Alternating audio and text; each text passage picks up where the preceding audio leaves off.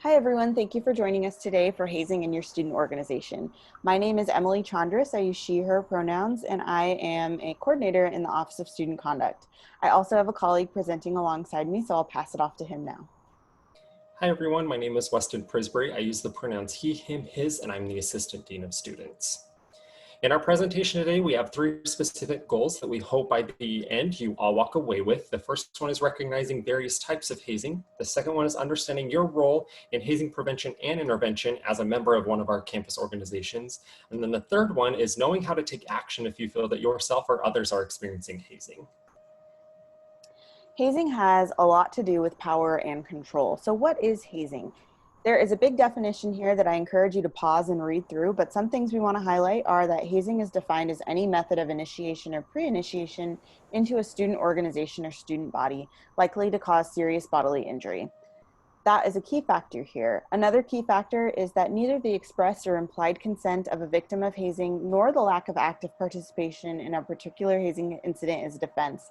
Apathy or acquiescence in the presence of hazing is not a neutral act and is also a violation of this section. There's 3 common factors that we see when we receive reports of hazing. The first one is that there's a power differential that occurs between those who are already members of a group and those who are trying to gain membership into a group. The second one is that there's an intentional initiation, right, practice, or tradition that is a part of gaining membership within a group that is outside of approved methods of a university and/or a headquarters. And then the third one is, again, as Emily said, the willingness to participate does not absolve either party of responsibility engaging in hazing activities. So there are many types of hazing, but a commonly known type of hazing, or as we're going to refer to it as hazing with a big H, is typically what makes the news and is portrayed in the media. If you think about movies, common news articles covering hazing, this is the type of hazing that is typically referred to and commonly seen in those media organizations. This can include drinking rituals, physical activities, kidnapping, abduction. And an important point to point out on that too is that we have actually seen all of those things at Cal State Fullerton. So those aren't just examples that we've pulled from the media, those are actually examples we've seen here from organizations at Cal State Fullerton.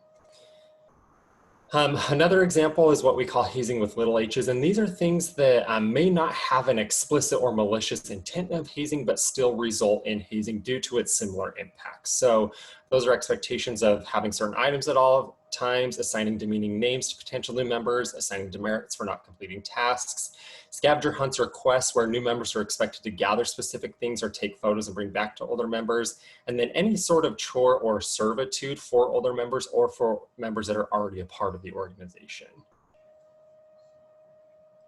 So the important thing to know is that whether it's big H hazing or little h hazing, all of those require some sort of passage or right in order to move forward.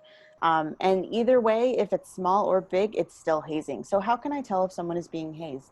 There can be physical signs such as exhaustion, increased illness from alcohol consumption, a change in emotions. Maybe they're hopeless, feeling weak, feeling that they should toughen up. There's a decrease in class attentiveness or even focus on their education. They're unwilling to talk about their organization, period. That is a big red flag because even though your organization may have private rituals or rights, you should still be able to talk about who you're meeting with, when you're meeting with them, what's the purpose of meeting, and comments valuing the good of the organization over their own personal needs and values.